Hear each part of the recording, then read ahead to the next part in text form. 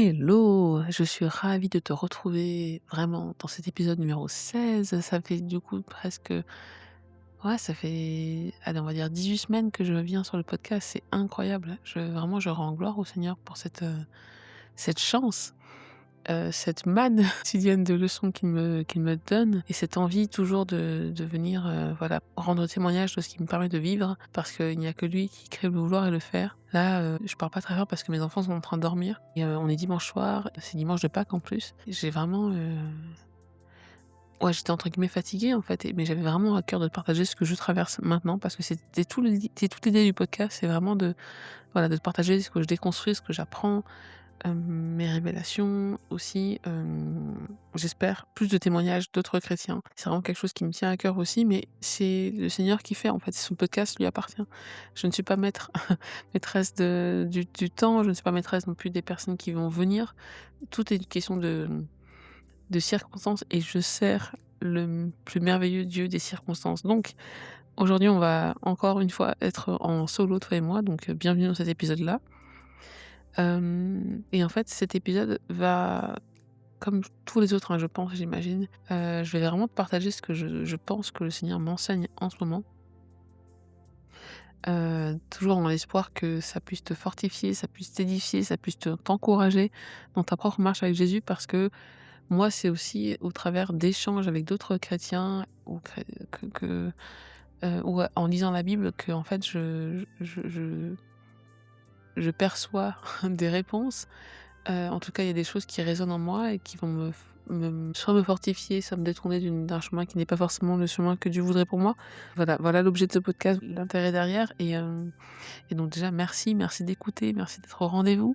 Sans plus d'introduction, on y va? Let's go! Alors aujourd'hui, j'ai envie de te parler de cette nouvelle saison dans laquelle je suis. Parce que, comme je te dis souvent, si tu écoutes les autres épisodes de podcast, c'est que, j'étais dans une sorte de désert, en fait. J'étais dans une sorte d'isolement, peut-être plus, c'est mieux. J'ai donné ma vie à Jésus en novembre 2024 et quasiment tout de suite après, j'ai vécu, une période où, toutes mes relations étaient coupées, cisaillées. J'avais vraiment plus le goût à faire autre chose que vivre avec Jésus des temps en plus, j'avais des temps, dans sa présence qui était très, très fort, des temps de prière, des temps de louange où c'était incroyable, vraiment, c'était trop bien et là, les choses changent un peu. Bien sûr, j'ai toujours, conscience qu'il marche avec moi, il me précède et cetera, mais c'est plus comme avant, c'est différent et dans cette saison, ce qui est aussi différent, c'est qu'il y a de plus en plus de gens autour de moi, en fait. Ce que je n'avais pas avant donc avant j'étais, heu, ouais, quand même très, très, très seule. J'ai vécu après ma séparation du père de mes enfants, j'ai vécu 4 ans, 4-5 ans quand même très isolée. Il y avait presque jamais personne chez moi, vous voyez, à part ma famille et mes enfants. Parfois, je passais des semaines entières, les seuls adultes que je voyais, c'était la nounou de ma fille quand je la déposais à 9h et quand je venais récupérer ma fille après à 16h et en fait, je me rendais compte de ça parce que souvent je restais longtemps chez eux, alors qu'en fait, clairement j'avais pas besoin en fait, mais voilà.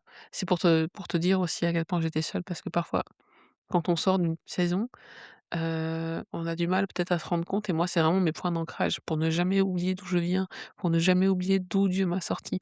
J'étais tellement apeurée, je voyais personne, Hem et de temps à autre, parce que je suis quand même assez sociable, j'ai fini par rejoindre un club d'écriture en 2021. C'était ma psy qui m'avait dit de suggérer de rejoindre un club d'écriture et c'est là que j'ai commencé à nouveau avoir des potes et à sortir un peu, mais sinon, ouais, et je les voyais une fois par semaine.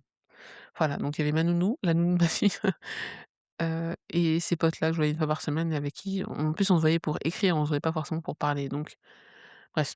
Tout ça pour dire que j'étais dans un isolement, plus ou subi avant d'être avec Jésus et après Jésus, c'est je pense vraiment j'étais guidée par son esprit pour, passer du temps avec lui, à apprendre à le connaître, à entendre sa voix, à discerner sa volonté pour moi, à restaurer mon identité, à me faire comprendre le concept de l'adoption, de la grâce, de la sanctification. J'ai vécu des temps forts et ça bien sûr ça continue. Mais aujourd'hui, dans cette saison de ma vie, comme je le disais, il y a beaucoup, beaucoup, beaucoup de gens et j'ai un groupe de maison, il y a une dizaine de personnes dans ce groupe de maison.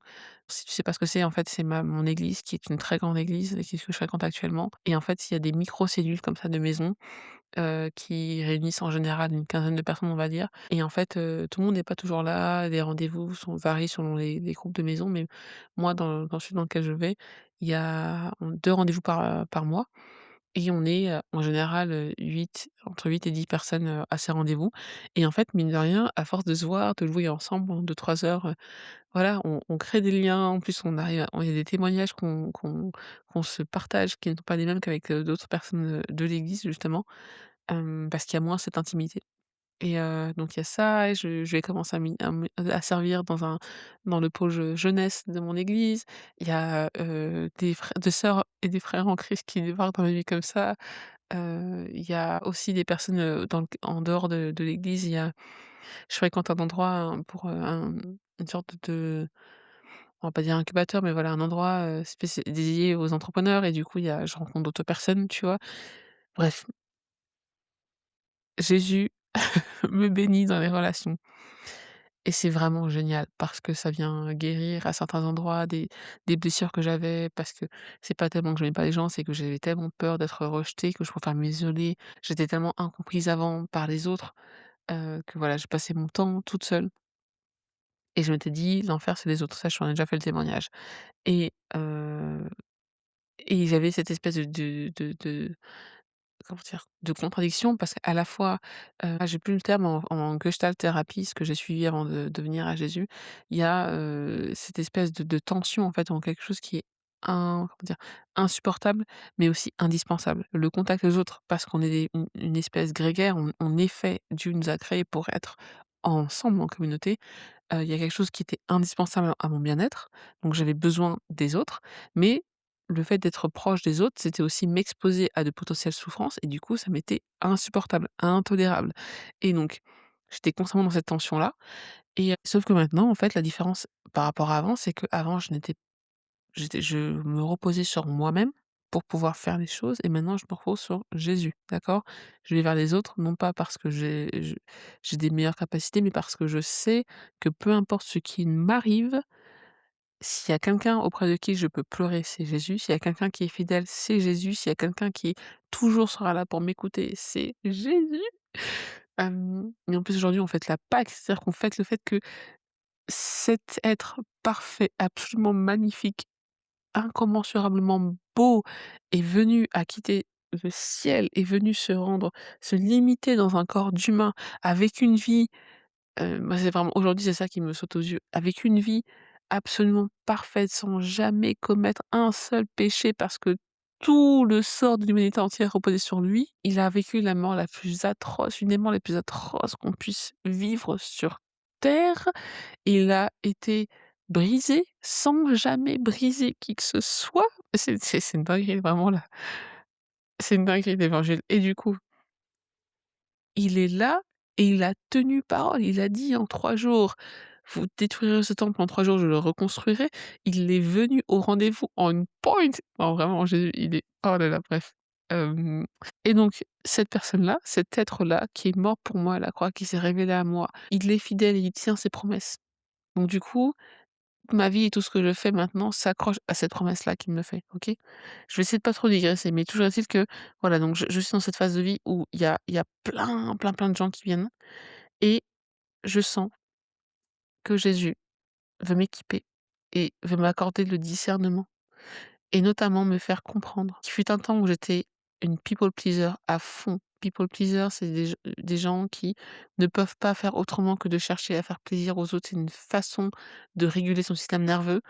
En Malheureusement, ça arrive beaucoup aux enfants qui, comme moi, ont vécu des lourds traumatismes. C'est-à-dire que tu crois que tu es responsable de l'humeur de ton parent et que si toi, tu arrives à faire en sorte de leur faire plaisir, l'humeur du parent va changer. C'est terrible, hein, comme façon de vivre et du coup, tu vas chercher à être et du coup, ça va te donner un sentiment de sécurité, d'accord? La sécurité vient du coup du fait que toi, tu es en capacité de t'adapter, de te suradapter à la personne en face de toi pour pouvoir lui faire plaisir, pour pouvoir, la détendre et être toi-même en sécurité. C'est-à-dire que tu n'es pas en sécurité tant que l'autre n'est pas, régulé. C'est terrible. En tant que people pleaser, j'avais cette capacité à capter les micro-expressions des personnes avec qui j'étais et du coup, je me suradaptais. Je me comment dire? je me mettais dans des états où je leur donnais ce qu'ils voulaient recevoir de moi, pour ensuite avoir peut-être une chance de pouvoir être aimé par eux puisqu'ils étaient mieux dans leur peau, OK? Ça, c'était ma vie avant.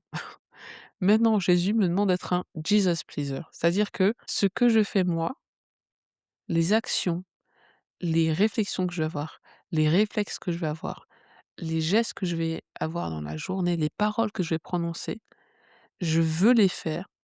Je suis invitée par le roi de gloire à les faire pour lui plaire à lui. C'est-à-dire qu'en fait, pardon, je vais dire beaucoup d'anglicismes, mais tu sais, il y a cette notion de quand tu vis pour Dieu, tu vis pour une audience d'une personne, une audience d'une seule personne. Du lever du soleil jusqu'à son coucher, ton but à toi et mon but à moi, c'est de plaire à Jésus, OK? Et ça implique quoi? Ça implique d'accepter d'être incompris. Ça implique d'être rejeté, ça implique d'accepter de dire non, même si tu comprends pas pourquoi. Juste tu sens, tu sais qu'il faut dire non à telle ou telle chose. Et c'est là que je suis, dans cette tension-là, où je vois carrément, c'est comme si les écailles de mon ancienne personnalité sont en train de tomber, de s'effriter, en fait, et je vois qu'en fait, parfois, voilà, j'ai tendance à vouloir retourner dans ces réflexes-là, en fait, à faire plaisir à l'autre, à dire la bonne chose, à faire le bon truc, et cetera. Et en fait, je me rappelle, je suis ramenée par l'esprit de Jésus pour me dire: «Hé, on fait plus ça maintenant. On n'est plus une people pleaser, on est une Jesus pleaser». Et donc avec les nouvelles personnes qui arrivent dans ma vie, il y a des opportunités qui se présentent, OK? Et comme je t'ai dit, mon premier réflexe, parce que c'est des personnes qui me proposent ça, c'est pas des personnes qui me c'est pas des inconnus, c'est des personnes qui, hem, sont sympathiques. C'est des personnes qui, pourraient avoir une certaine autorité sur moi. C'est des personnes qui, avec qui je m'entends très bien. Des personnes à qui je voudrais peut-être plaire malgré moi, tu sais? Et ben, ces personnes-là me proposent des choses, en fait. Et comme vraiment mon but, mon vœu, mon souhait, c'est de plaire à Dieu, j'ai demandé au Saint-Esprit, récemment de me montrer, en fait, ce qu'il voulait pour moi. Et la semaine dernière, je suis allée à l'église, il y avait une soirée entre femmes. Et il y a une personne qui a parlé d'un passage et ce passage m'est resté dans ma tête pendant des heures et des heures et des heures et souvent, ça veut dire que c'est pour moi. Donc on y est. On va, lire, je vais pas tout te lire, je pense, parce que ça va peut-être être un peu long. On est dans 1 Roi 13 et c'est l'histoire, je sais pas si tu connais, c'est l'histoire d'un prophète à qui Dieu avait donné une parole spécifique et ce prophète s'est laissé séduire par un autre prophète qui lui a dit quelque chose qui venait contredire complètement ce que Dieu lui avait dit. Et malheureusement pour ce prophète-là, Dieu, est un Dieu juste. C'est un Dieu bon parce qu'il nous prévient, il nous aime, il nous donne les paroles, il nous donne des ordres, et cetera. Mais c'est aussi un Dieu juste. Si tu ne l'écoutes pas, il y aura un châtiment. Et j'ai vraiment senti ce petit rappel de, si tu suis cette voie, il y aura des conséquences, en fait. Tu sais quoi? Je vais te le dire quand même parce que je vais te lire tout le chapitre, parce qu'il est hyper intéressant et il est important qu'on laisse la place à la parole de Dieu. 1 Roi, chapitre 13. Or, un homme de Dieu arriva de Juda à Béthel, sur l'ordre de l'Éternel, pendant que Jéroboam se tenait près de l'autel pour brûler des parfums. Il cria contre l'autel, sur l'ordre de l'Éternel, et il dit: Autel, autel, voici ce que dit l'Éternel. Un fils naîtra dans la famille de David. Son nom sera Josias. Il offrira en sacrifice sur toi les prêtres des hauts lieux qui brûlent des parfums sur toi, et l'on brûlera sur toi des ossements humains.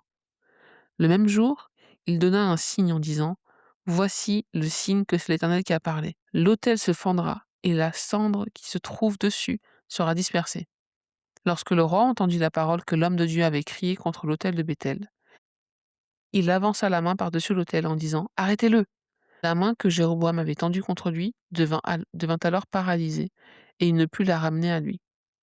L'autel se fendit, et la cendre qui se trouvait dessus fut dispersée, conformément au signe qu'avait donné l'homme de Dieu sur l'ordre de l'Éternel. Alors le roi prit la parole et dit à l'homme de Dieu: Implore l'Éternel ton Dieu, et prie pour moi, afin que je puisse retirer ma main. L'homme de Dieu implora l'Éternel, et le roi put retirer sa main, qui redevint comme avant. Le roi dit à l'homme de Dieu: Viens avec moi dans mon palais, tu mangeras, et je te donnerai un cadeau. L'homme de Dieu répondit: Même si tu me donnais la moitié de ton palais, je ne viendrai pas avec toi, je ne mangerai rien et je ne boirai rien de cet endroit. Car voici l'ordre qui m'a été donné dans une parole de l'Éternel. Tu ne mangeras rien et tu ne boiras rien, et tu ne prendras pas à ton retour le même chemin qu'à l'aller. Et il repartit par un autre chemin, et il ne prit pas à son retour le chemin par lequel il était venu à Béthel.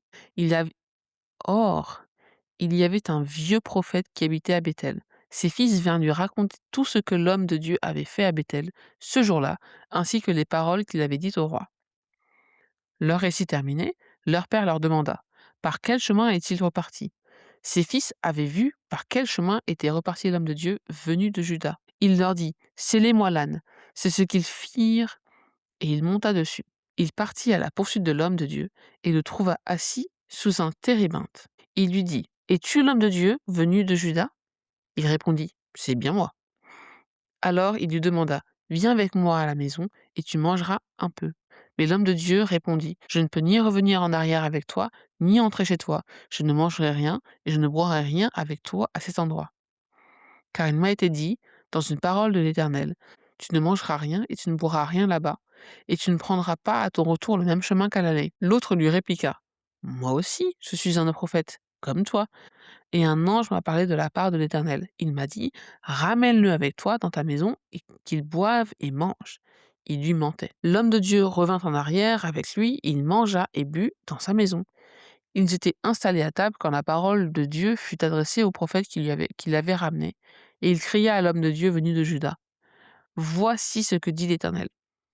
Puisque tu t'es rebellé contre l'ordre de l'Éternel, et que tu n'as pas respecté le commandement que l'Éternel ton Dieu t'avait donné, parce que tu es revenu en arrière et que tu as mangé et bu à l'endroit même dont il t'avait dit tu ne mangeras rien et tu ne boiras rien là-bas, ton cadavre n'entrera pas dans le tombeau de tes ancêtres. Puis quand le prophète qui l'avait ramené eut bu et mangé, il sella l'âne pour lui. L'homme de Dieu repartit et il rencontra en chemin un lion qui le tua. Son cadavre resta étendu sur le chemin, l'âne et le lion à côté de lui. Des voyageurs virent le cadavre étendu sur le chemin, avec le lion à côté de lui, et ils en parlèrent à leur arrivée dans la ville où habitait le vieux prophète. Lorsque le prophète qui avait fait revenir en arrière l'homme de Dieu en entendit parler, il se dit: C'est l'homme de Dieu qui s'est révolté contre l'ordre de l'Éternel. L'Éternel l'a livré au lion, qui l'a mis en pièces et l'a fait mourir conformément à la parole qu'il avait dite. Puis, s'adressant à ses fils, il demanda: Scellez-moi l'âne, ce qu'ils firent. Et il partit. Il trouva le cadavre étendu sur le chemin, et l'âne et le lion à côté de lui. Le lion n'avait pas dévoré le cadavre ni mis l'âne en pièces. Le vieux prophète souleva le cadavre de l'homme de Dieu, le déposa sur son âne et le ramena. Il retourna dans sa ville pour le pleurer et l'enterrer. Il déposa son cadavre dans son propre tombeau, et l'on pleura sur lui en disant: Quel malheur, mon fils! Et voilà, donc je vais m'arrêter là parce qu'en fait, après, il raconte des choses qui sont pas forcément pertinentes pour ce que j'essaie de te dire. Voilà, le fait est que samedi, donc je dis au Seigneur: «S'il te plaît Seigneur, parle-moi, parle-moi. Qu'est-ce que tu veux me dire dans ce passage-là?» Et je vais te partager du coup mes quelques réflexions, OK? Déjà, il y a quelque chose de saisissant quand, il y avait une autre parole qu'on m'avait donnée en fait par rapport au fait de pas faire confiance à tout le monde et de pas laisser tout le monde s'approcher de moi et me lancer dans des projets dans lesquels Dieu veut pas forcément que je me lance. Il y avait quelqu'un qui me parlait du passage dans Matthieu 16, pardon, dans Matthieu 10 verset 16 qui dit: «Voici je vous envoie comme des brebis au milieu des loups. Soyez donc prudents comme les serpents et simples comme des colombes.» Et je me disais souvent, ma première réflexion quand, je me retrouve entouré de gens, comme je te disais souvent, mon réflexe c'est de dire: «Oh mon Dieu, warning, warning, l'enfer c'est les autres, vas-y viens je me casse, j'ai rien à faire ici.» Et en fait, c'est plus quelque chose que je peux faire, c'est plus un luxe que je enfin c'était même pas un luxe, c'est vraiment une souffrance en fait, hein. Hem, c'est plus quelque chose avec quoi je m'identifie parce que maintenant je suis baptisée, je suis née de nouveau. Hem, Vraiment j'ai, par la foi, témoigné devant tout le monde que je voulais mourir à moi-même, vivre pour Christ. Voilà, il y a des façons différentes de faire et donc je me dis: «OK Seigneur, tu m'envoies, OK?» Moi, j'ai des tendances quand même, je suis quand même relativement naïve, je fais confiance assez facilement aux gens. J'ai le cœur sur la main et j'ai l'impression que parfois les gens, ils sont comme moi, mais en fait, tout le monde n'est pas comme moi. Et quand du coup, quand j'ai lu Attention, j'ai plein de défauts aussi, hein.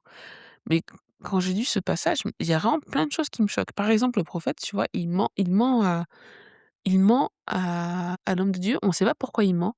On ne sait pas si c'est de la jalousie, on ne sait pas si tu vois? Le mec, ses enfants, ils rentrent de Béthel et ils lui disent, voilà ce qu'il a fait et juste après, il dit: «Scellez-moi le truc, scellez-moi l'âne» et il va chercher, il va à la recherche de ce jeune homme, tu vois? Et je me dis: «Mais tu sais, parfois, on croit que le diable, il se déguise, on fait souvent l'amalgame de croire que le diable se déguise en comment dire? Il va venir avec, ouais, des habits horribles, une bête avec des cornes et cetera, mais en fait non, un vieux prophète peut quelqu'un si tu écoutes la parole de quelqu'un et que tu mets cette parole-là au-dessus de ce que Dieu t'a dit, tu peux courir à ta perte. Une personne peut, même si elle fait le même métier que toi, même si elle fréquente la même église que toi, même si elle a l'air d'avoir des bonnes intentions, même si elle paraît noble, même si c'est parce que inviter quelqu'un à dîner chez soi, c'est pas si grave que ça, tu vois? Ça reste un acte bon, ça reste hospitalier, tu vois? On connaît pas l'intention de son cœur, on sait pas pourquoi est-ce qu'il a menti. On sait pas pourquoi est-ce qu'il voulait absolument le recevoir chez lui. On sait pas. On sait pas pourquoi il a préparé la selle du jeune homme, je pense qu'il était jeune, mais je sais pas, hein, j'en sais rien dans la Bible. On sait pas pourquoi est-ce qu'il l'a ensuite enterré et pour qu'il a pleuré. On sait pas non plus pourquoi il ne s'est pas repenti, ce vieux prophète. On sait pas. Mais une chose est sûre, c'est que quand on marche avec Christ, on est observé, tu vois? Parce que les enfants de ce monsieur, les fils de ce monsieur ont rapporté à leur père ce que le jeune homme, le pardon, le prophète envoyé de Juda avait dit au roi, tu vois? Et je me suis dit aussi: «Est-ce que le prophète, envoyé de Juda, donc vers Jéroboam, est-ce qu'il a pas été un peu, galvanisé par ce qu'il a pu faire? Parce que mine de rien, je me dis, quand tu vas dans une ville et que tu parles à l'autorité principale quand même, parce que c'était un roi, hein, c'était pas n'importe qui, hein, Jéroboam. Tu lui parles et que tu dis: «L'Éternel va faire ceci, ainsi dit l'Éternel» et que le signe arrive quasiment instantanément, est-ce que tu es pas un peu, genre, ouais, avec bourré d'adrénaline, tu sais? Je me dis aussi, le roi a proposé au prophète de venir manger chez lui et de lui faire des cadeaux, tu vois? Et tout de suite, le prophète avait un peu ses voyants, qui se sont allumés. Il a dit: «Non». OK? Et en fait, l'autre prophète lui a dit: «Moi aussi, je suis un prophète comme toi, viens manger un peu».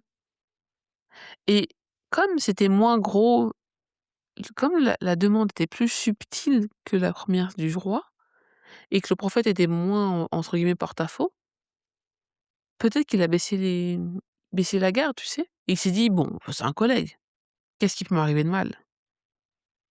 Et c'est là le problème que j'ai vraiment. C'est-à-dire que j'ai vraiment besoin du Saint-Esprit pour m'aider à discerner, en fait. Quand les gens disent des choses, quand les gens s'approchent de moi avec des projets qui paraissent bien, d'un point de vue extérieur, d'un point de vue humain, ce qu'on me propose actuellement, c'est pas des choses horribles, d'accord? On me demande il y a personne qui est venu autour de moi pour me dire, de faire quelque chose qui est complètement en dehors de la parole de Dieu, en dehors de la volonté de Dieu. Mais on vient me voir avec des projets qui ne sont peut-être pas de Dieu et c'est tellement subtil. Eh les gars, c'est tellement subtil. Il y a et en plus on en parlait avec une sœur, tu sais, il y a vraiment par exemple, quand Pierre dit à Jésus, il dit à il Jésus annonce aux disciples qu'il va mourir et cetera et Pierre lui dit, ah bah, attends, on va lire le passage. Donc on est dans Matthieu 16 on va dire verset 21 à 23. Dès ce moment, Jésus commença à montrer à ses disciples qu'il devait aller à Jérusalem, beaucoup souffrir de la part des anciens, des chefs, des prêtres et des spécialistes de la loi, être mis à mort et ressusciter le troisième jour. Alors Pierre le prit à part et se mit à le reprendre en disant: «Que Dieu t'en garde, Seigneur, cela ne t'arrivera pas». Mais Jésus se retourna et dit à Pierre: «Arrière, Satan, tu es un piège pour moi, car tes pensées ne sont pas les pensées de Dieu, mais celles des hommes». Mais toi et moi, on le comprend, Pierre. Il marche avec Jésus depuis 3 ans presque. Jésus en plus qui est alors déjà, j'ai jamais vu encore, il est irrésistible par l'esprit, mais j'imagine que sur terre, il devait être aussi pas mal irrésistible, tu vois? Du coup, ça peut se comprendre que Pierre, il veut rien qui lui arrive de mal à Jésus, d'accord? On s'entend, tu veux pas que la personne que tu aimes le plus au monde souffre, OK. Et donc dans les faits, son argument, il est pas dégueu quand il dit, «Ça ne t'arrivera pas, que Dieu t'en garde» et cetera.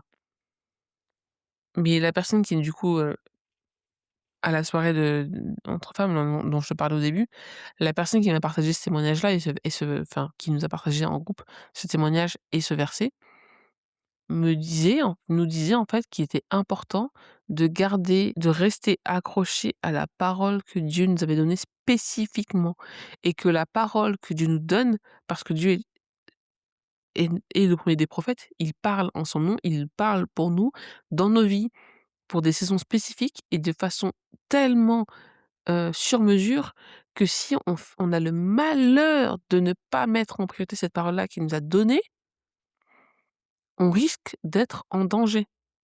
Et donc en fait, la question, c'est pas tellement que disent les gens autour de nous, c'est est-ce que tu as une relation avec Dieu assez forte, assez intime pour comprendre, discerner ce qu'il a pour toi dans cette saison de ta vie, ou les prochaines d'ailleurs, et t'accrocher à ça, que cette parole-là devienne pour toi ton comment dire?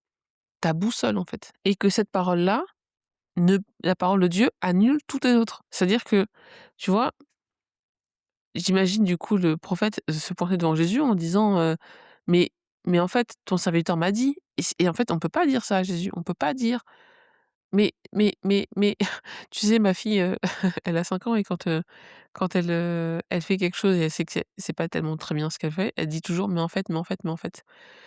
On peut pas dire à Jésus: mais en fait, j'y suis pour rien, c'est pas ma faute, c'est l'autre qui m'a dit», tu sais?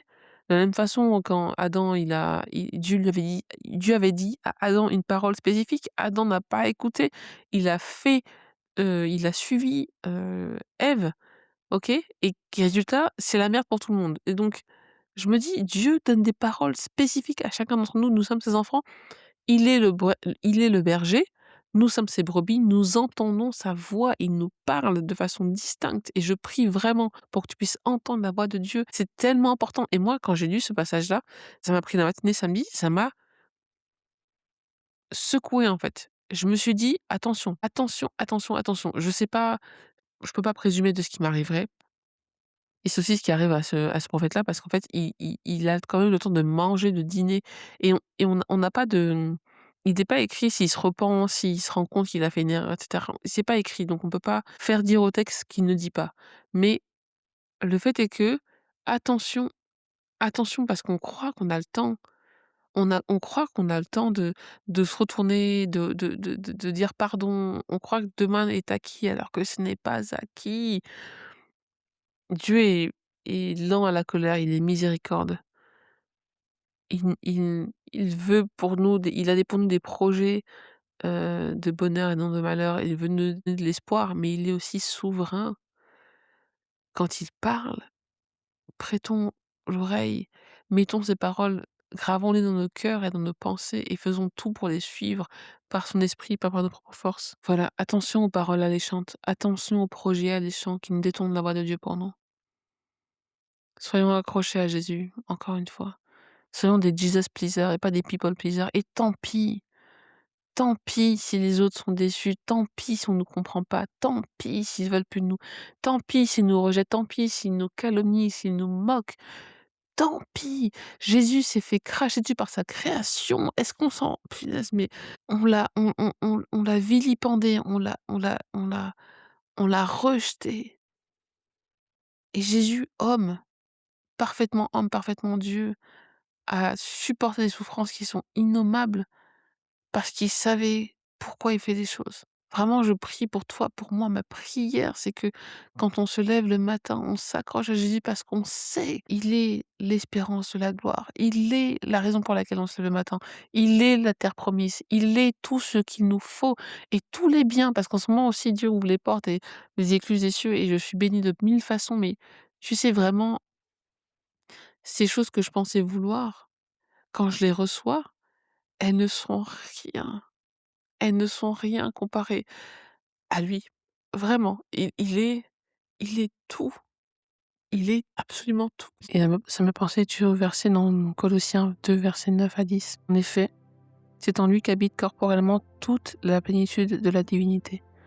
Vous avez tout pleinement en lui, qui est le chef de toute domination et de toute autorité. Jésus, vraiment, merci mon Dieu pour le don de toi, merci pour ton ministère, merci pour tout ce que tu as fait pour nous, que tu continues à faire pour nous, merci pour l'abondance de joie en ta présence, Seigneur, merci parce que tout est de la boue à côté de ta présence magnifique.